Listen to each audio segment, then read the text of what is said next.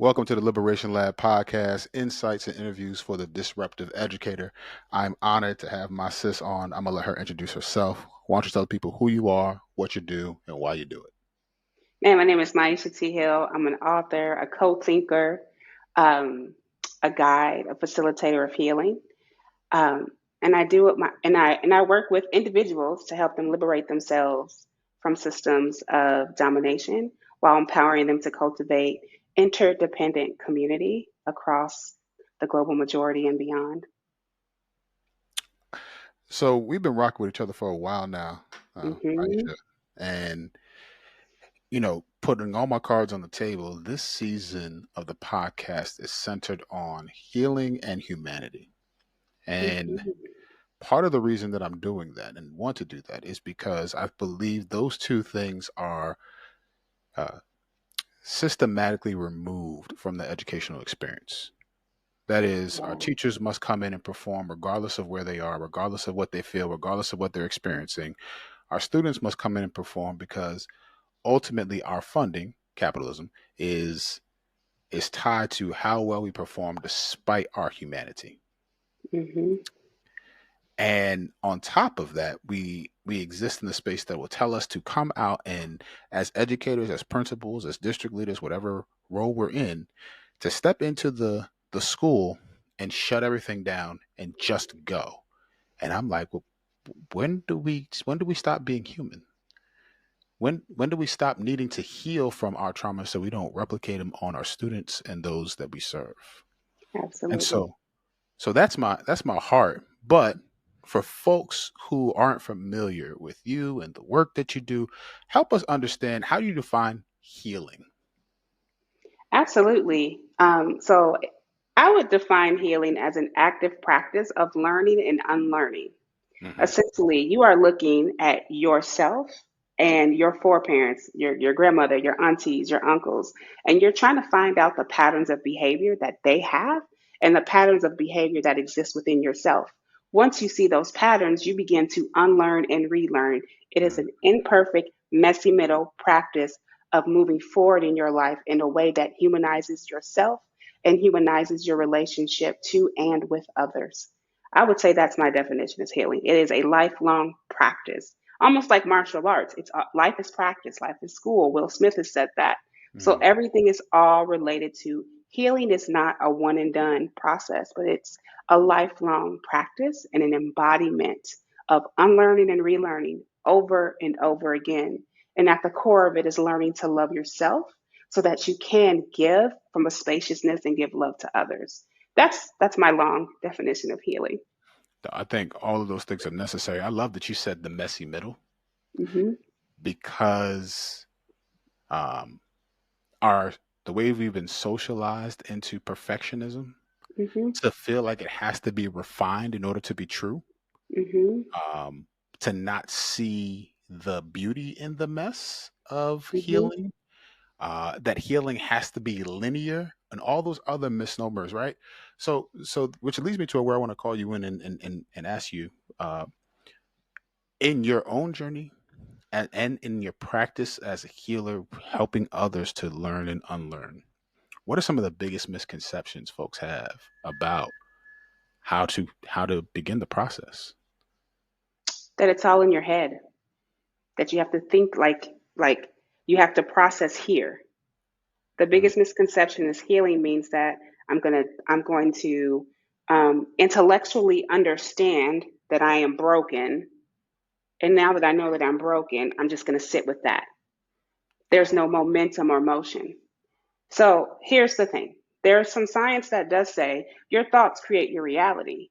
However, Albert Einstein says, and most scientists, nothing happens until something moves. And so if you're just intellectualizing your healing, just like going to therapy and just, oh, okay, talking about it, but you're not putting in that work, if Mm. you're not actually practicing the hard conversations, if you're not actually practicing setting the boundaries, if you're not actually putting the action behind the intellectualization, that is the issue. Now, people don't put the action behind it because of what you said, perfectionism, That part. right? Hmm. So then you have to go into this practice of, okay, this shit's messy and hard, but I want to be perfect at it. No, You can't be. Yeah. You were socialized. People were socialized to think we can do that, but we can't do that, Bobby. Like it's you have to fail. And in this situation, I'm always saying fail fast, fail your way forward. That is Mm, healing. Healing is just repetitive failure over and over again. yeah. It's failing and failing and failing again because you get to a place where you learn to love yourself. See, when you a person really loves themselves, Hmm. like, and it's not a perfect love. It's love is even messy. But when you practice love, you can no longer worry about being perfect because true love is not connected to perfectionism. Mm, Love understands I must fail. Love understands that I have to feel it in my head, my heart, and my hands.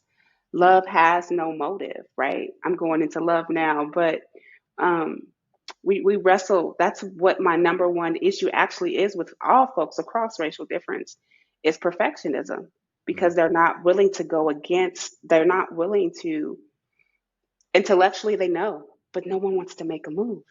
yeah. So how Yeah. can you expect to heal because you're allowing your perfectionism to not let you make that move and take that risk?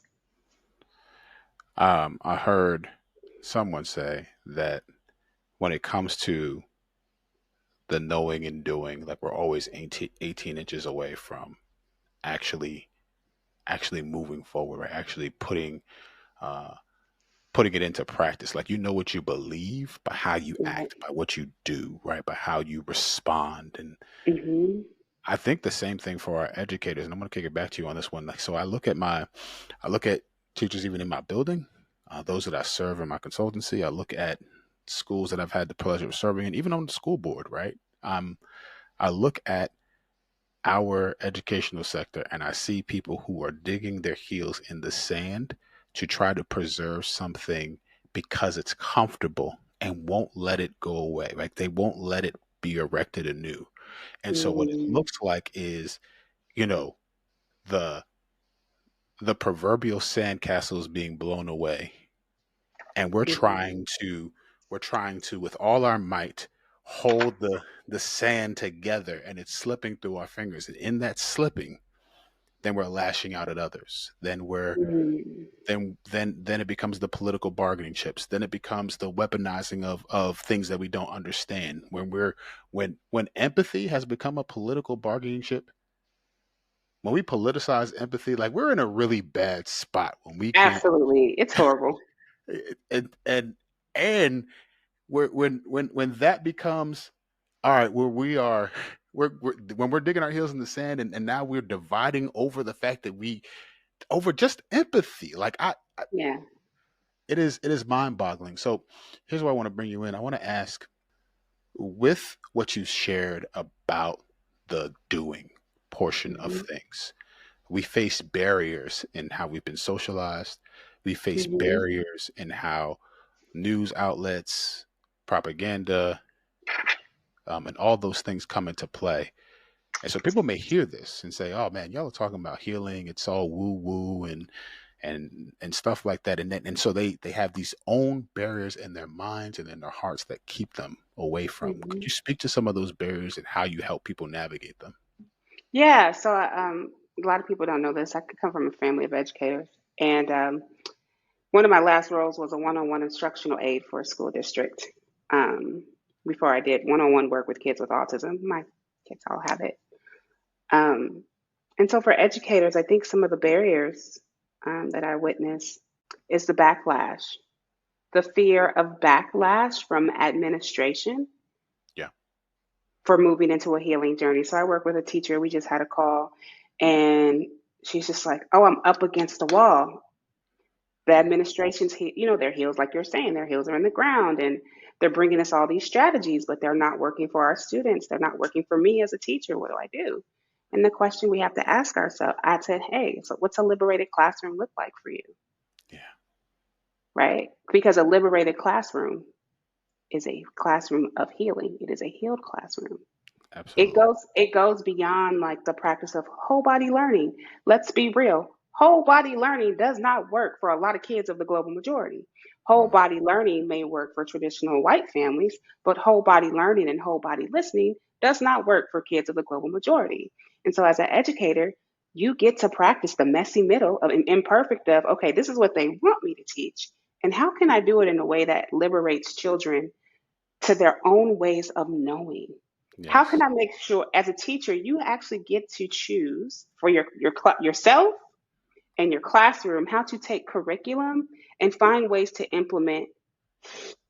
They're not, I wouldn't call them healing practices.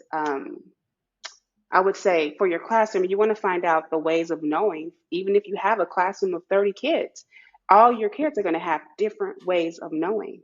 And Yep. part of the healing process is understanding that different strategies work with different students. And for you as an educator, it's like duplicated. Principal tells you to do a thing. Okay, I want to do this in a, like, how can I do this in a way that's healing? Yeah. Okay, how can I integrate it? Head, heart, and hands. Okay, in my head, I understand. What is my heart calling me to do? How do I do that with my hands? That's actually an educational concept. How can I use the head, heart, and hands for myself to practice my healing with right alongside my students? I'm not saying you're responsible for healing your students, but you can create space that is conducive to their learning so that they're learning in a way that's not traditionally harmful for students. Educators have a hard time because you are living the double consciousness. I That know part. people think double consciousness because it's W.E.B. Du Bois. No, no, no, no, no. You can almost say you have three personalities. You have your, and multiple things are true at the same time. Like you have your family, you have the kids, you have the administrator. You're all over the place. Yeah. So when Yeah. you hear the word healing as an educator, you're probably like, I don't have time to even hear that because I have all these responsibilities. The first responsibility is you. That part. So Yes. trusting that messy middle, Bobby, and really like action orienting through the process. I love that, especially for anyone listening, because we are told to differentiate to all our learners. We're told to um, build relationships. We're told to do all of these things, but then admin, and I'm in that seat now, right? So I'm saying it as someone who's sitting there. Hmm. District level folks will come in and give you one plan that isn't differentiated, right? That isn't. They'll tell you to do it this one way, or have this one Yeah. plan that doesn't differentiate to how my teachers teach or how their best ways of doing things. And so my thing is this, to your point, when I tell teachers about culturally responsive teaching and things like that, the pushback that I get is, well, I have 30 kids in my class. I have 24 kids in my class. How can I do that with all of them? And I say, the job isn't to learn the shallow culture of every single kid.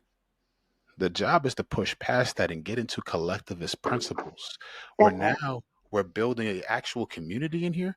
And when, when to borrow from Zaretta Hammond, when the bee is confused, it goes back to the hive. Hmm. And it, please, I want you to jump in, but I'm gonna say this, and I want you to jump right in. Have we created the hive? We have Right, not that part, because we haven't even recognized children in our classroom as individuals because we have been told to clump them together. that part. So there's the part of how do I help the kids in my classroom know that they're an individual within the collective classroom, within the collective community. And so one of the teachers that I work with, when I start school, we're going to have shared community agreements right out the gate. That's it, right? Like I know there's the one-on-one interviews for back to school and you get to know the child. Okay, great. That's the individual. Now, how do you bring those qualities and characteristics into community and build that hive? Community Yes. agreements and let every child participate in creating and cultivating those agreements because then they all know how to hold each other accountable. Yeah. So then the next way is, well, how do I teach them to hold each other accountable that's not harmful? So there are ways to do it, but Yep. I think it's so like if we get too focused on collective and not individual, we want to make sure we're not breeding codependence, but yet interdependence in the children and in the collective. And I say that because so many of us adults have been fostered in rugged individualism, That part. body, and um, that we are all we become adults that become codependent rather than interdependent. So it's always important to have a holistic individual view of the self, Hmm. and then while also both and doing that collective group work, because you got your individual and your individual journey, but the collective helps you see yourself. So you need both.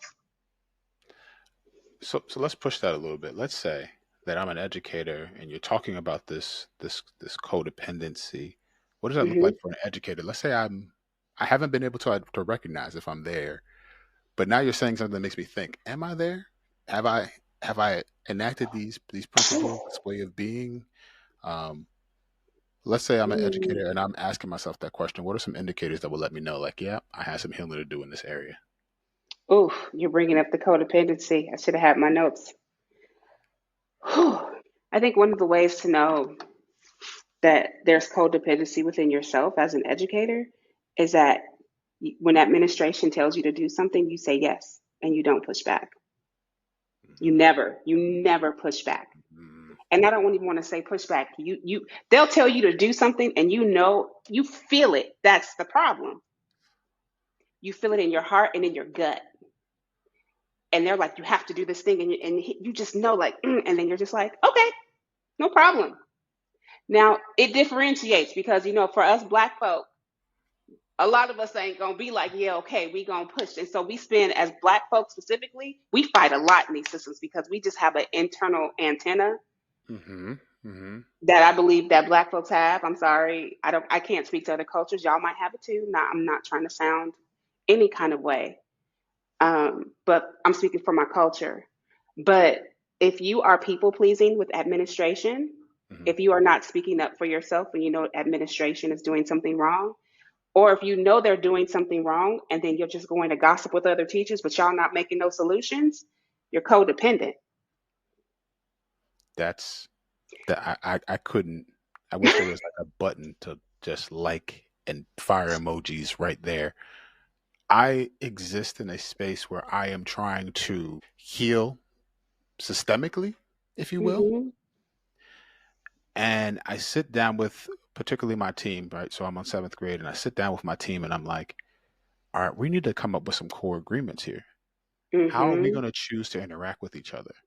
And I Hmm. mean, I want these for all of us. Like I'm going to live and abide by these things that we all agree to. So I don't want you to see, like, yeah, my role is I'm the assistant principal, but Right. that doesn't make you any less human than me, or your expertise isn't needed here, or because I have a certain title, everything flows down. No, like there's a part we all have to play, and I want to lean in on the community, and so I'll do those things, and we'll talk about them. And I said, listen, I want this space, this community that we're building, I want it to be easier for you to talk with me Hmm. than to talk about me.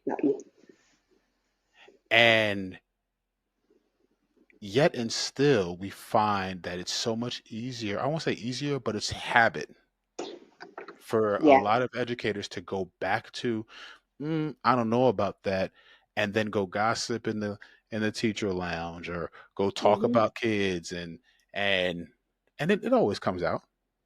Like it always finds its way back. Like people know, Yeah. but I think until people see that, I preached a sermon once. I've made many iterations of Myisha T Hill, instructional aid, preacher, teacher, um, about complaining and how yeah. complaining is, at that part I said it's an attention seeking behavior. If I repreach the sermon, I would say it's a connection seeking behavior. The Mm, problem with gossip is that if until someone says to you, I understand how you feel, what is your proposed solution? What is the request you want to make of that person? The cycle continues, yeah. which is why when I work with teams and organizations, I talk to them about using courageous conversations.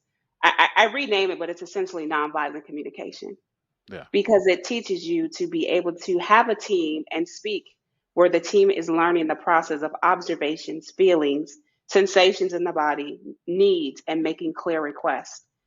It sounds robotic, but it becomes naturalized over time. Right. But then also, if your team, you sound like, Bobby, that you're trying to build this community of care, and folks are so used to not being cared for Hmm. that again, it's easier to run away from what could be a possibility of community Yeah. in the workplace with other educators.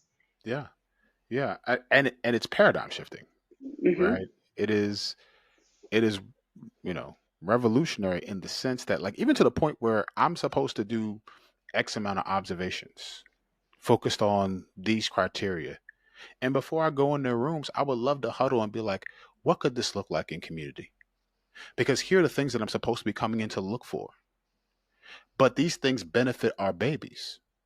And some of you are stronger in certain attributes than others. So how can we in community foster a sense in which now we're building each other up in these areas so that Ooh. by the time I come in, we've done the work ahead of time. And now all I'm doing is saying, yes, absolutely. Keep going with that. Here's how I want to push you. And now we're growing together versus me coming in this gotcha moment where you haven't lived up to a standard. I don't want standards. I just want to just pause you for 1 second because you just Please. said to me, I would love to do Yeah. this.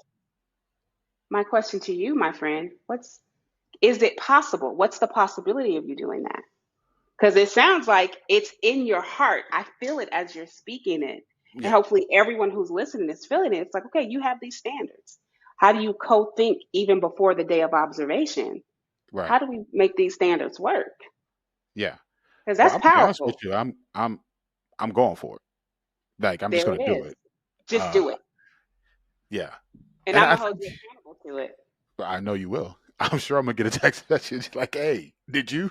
Uh, and please do, because like for real, and I love that, because I hope people hear and see, like, because one, there's whole humans behind these platforms and all these things that Hmm. people get hung up on. One, and then two, like, even though I'm out here leading in these spaces, I need others to check me lovingly and say, are you doing that? Are you following through? Hey, here's how you probably Hmm. need to refine your thinking, right? And that is how we in community actually move things forward. So yeah, I'm going for it. I'm going to have conversations about it, and then we're going to do it. Um, this is a I season just for put it in me. my phone so There I it can is. remember to check in. It did say Bobby check in. I read that. And to your point, the for me, this year two is going to be a season of pushing, lovingly Yes. pushing us forward, where it isn't. Like the first year I came in, I just want to get to know you. I want to connect. I want you to hear who I am. I want you to build. Cool. We've done that Yeah. now. Now that we've had some face to face conversation, and now that you know where my heart's at, we're going to turn shoulder to shoulder, even though we still are going to have those face to face conversations, and we're going to get to some work together. Like, I our love kids that. deserve it, and we need it. You know what I mean? So, Ooh. absolutely. So that is how you foster healing, though, it in relation to being a teacher, right? It's modeling. What does it mean to want to have a beehive, a collective in the classroom? Yeah. Well, administrators and teachers can't be a collective together, can't co-think, can't co-create agreements, can't humanize each other, can't learn how to see conflict as transformation and not Yeah. drama. Yeah. And it sounds like that's what you're doing it. Like you are creating this change. And I think more educators could be open to what are the practices and processes to navigate perfection so that I can show up whole and human at work, not be Yeah. codependent and not afraid to speak up for myself and Yeah. hold myself accountable to my healing as I'm actually working to trickle that down because kids don't do what you say, they do what they see. That part. That part. So you can preach to the choir, but you know them kids, if they see you dysregulated and frustrated and you got your classroom is gonna be a hot mess All year long. long. And Yeah. you trying to figure out, I can't get these kids to do anything. What's going on in your personal life that you are not healing from, that's showing up for you in the workplace that you are too afraid to pursue?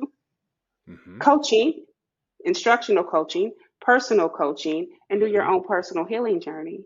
And you're probably listening like, well, I don't have time for that. You are your first lover.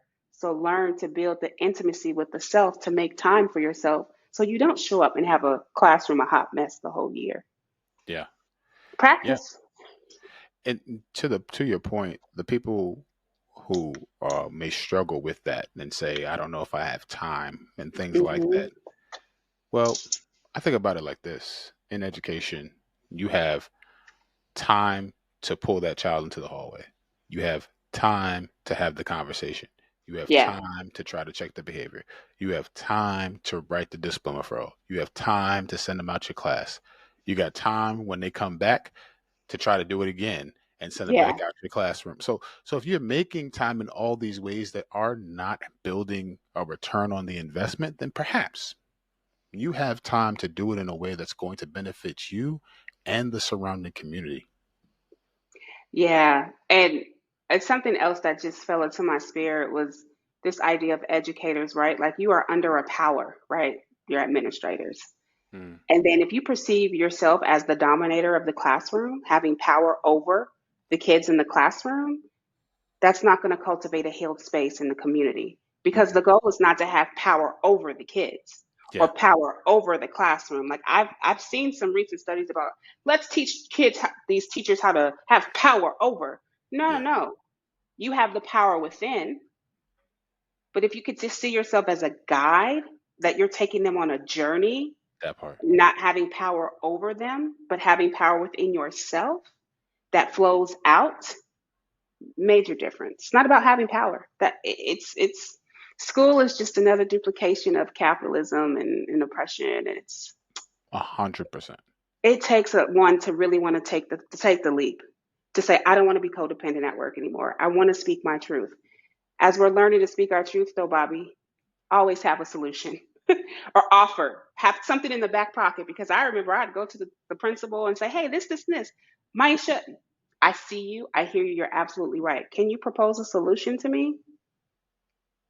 One of my solutions was working with one of my teachers, like, maybe when they get dysregulated, I'll teach Zumba for a break, for a brain break. That's a great idea. So rather than just say to my teacher, this classroom's hella like fuck it, they're just, hella, I can't. You know what I'm saying? And this is in East Yeah, Oakland. It was yeah, like, oh, I'm a Zumba instructor. And then that experience went to they were having Zumba for PE. So teachers could have a break so they could ground themselves and their kids would come back grounded because all the energy. So it's that co-thinking and co-creation that also helps with the healing of the classrooms. absolutely. I I'm I've been reading this book called Culturize, and Hmm. it has this reflective question that the author poses, and he says, I'm not going to do it justice, but basically the premise is where in you, in your school, and in your community is there room for mediocre, Hmm. and and not in the capitalistic sense, right? But the push is for us to think through how sometimes we become complacent in Hmm. areas, but then because it's not in our job description or because it's we don't see it as something that we need to engage in or because that's a them problem, we don't step up and say, well, how can we within the confines of our own limitations, within the confines of are we grounded, loving ourselves, walking in healing, within those confines, are we doing what we can to then serve outside of ourselves, right? Because you got to prioritize, like you said, ourselves, and then we can then build out, right? And I wonder if part of the reason that our schools remain the way that they do is because we refuse to, I'm going to borrow from the author now, address the mediocre that we've accepted in ourselves. Does that make sense? Absolutely.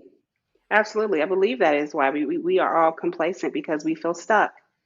Mm, When you look at the history of school and why school was created and yeah, why children actually go to school, yeah, it's to create the next workforce. It's to create the next generation of do as I say, not as I do, don't push back. But guess what? As an educator, you don't push back, right? To your point, you're choosing to be, I'm going to use the word complacency because mediocre is a little loaded for me. You choose to be it is, but thank you. complacent. Yeah, you choose to be complacent. And when you're complacent, you're not going to make a move. You know what I'm saying? And Yeah, so I think once you learn to face yourself and take ownership of your life, that you are responsible. Like once you have the awareness, there's no stopping you. Mm. Once you get past the fear of perfectionism, awareness kicks in and you're like, action. Okay, cool. That didn't work. Here's where you get the glitch though. You try to shift and change. You try to move from complacency and you change and you fail and you're like, okay, I'll just stay the same. Yeah. It's a muscle. Change is a muscle. And all of this is all just behavior change. If we want to change the school system, we would have to abolish what exists because it's not cultivated to create community. It's cultivated to serve imperialist, capitalist, white supremacist, ableist patriarchy. Our school systems are not set up for community participatory based learning. Our school systems are set up for future workers. And once we all realize that and like hear that, it's like, oh, I got to stop being complacent because yes, I want these kids to be future workers, but I don't want them to be obedient. I do want them to be free thinkers. I do want them to choose a career that will work for them. And I'm Yeah. sure these babies these days be like, I'm gonna be an influencer. And I'm sitting here like, with AI, ain't nobody gonna be an influencer too much longer. How do we Right. cultivate? We can't be complacent because we need our energy to get these babies ready for what's coming. What's coming? All, And you have to have a level of care, right? mm-hmm, Like mm-hmm, our you exist in a space where because of the privilege of having your particular, profession and whatever have you, that's notched out for you, and I hear teachers say it, and I don't think that they mean it as malicious as it can come off, but it's like I got mine. I got my degree. And I mm. understand why that might be something that you want to say. But I also need us to think about what that communicates because we didn't get ours by ourselves. We had a community of people who believed in us even when we didn't believe in ourselves. We had a community of people like, I grew up and I went down the street and the neighbor could see me doing something wrong. They got on the phone. They called my grandmama. They had permission to get with me. I had a neighbor that popped me one time for doing something I shouldn't have been doing. Then told my grandparents, I went home. You know what happened? I got popped again. You know what I'm saying? And hear me. While that is loaded in the sense of how they dealt with certain things. And we could push and talk about those things at another time. What I'm trying to communicate is there was a community care that said, this isn't acceptable here. And I'm going to push you to be better. Go. Exactly. Yes, tap in. WWF. Here's the thing, as you said that I got mine, you know what that tells Myisha T. Hill? Hmm. Oh, you've crossed the success line of white supremacy. So you've jumped into rugged individualism and you have forgotten your sense of community. Because Yeah. I've crossed the line of what Yeah. success looks like in these social constructs, Yeah. which is why I have to keep telling myself my life is not based on these constructs of success. My value is not tied to constructs of success. Yeah. And I think when we can get over, okay, you crossed the finish line, to your point, you didn't do it alone. But it's easy to forget because America loves the I story.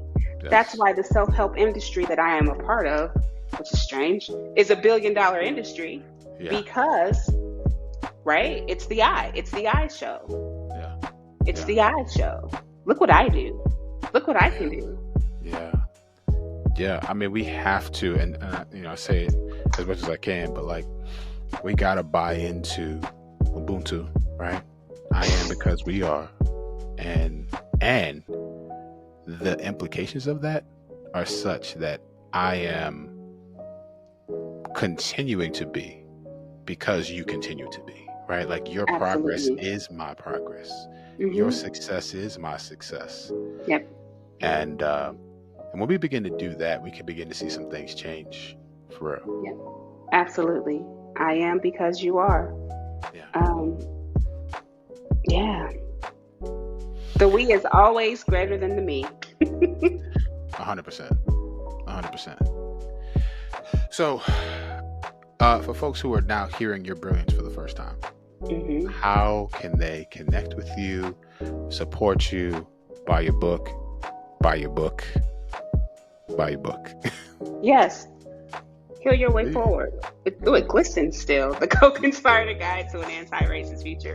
You can buy this book on Bookshop, Amazon, They have them in book Barnes and Nobles. Grab a copy. For folks who don't really know me and my work, though, you can go to myishathill.com and you can learn a little about me and the practice groups that I have. And most people just know me as the face of Check Your Privilege, which at once was an organization known for helping white folks, but not anymore. We are here for the global liberation of all. And so come check me out at myishathill.com or Check Your Privilege. I'm around. Listen, y'all, if anything in this conversation has resonated with you, I need you to support my sis and buy that book. It has personally helped me.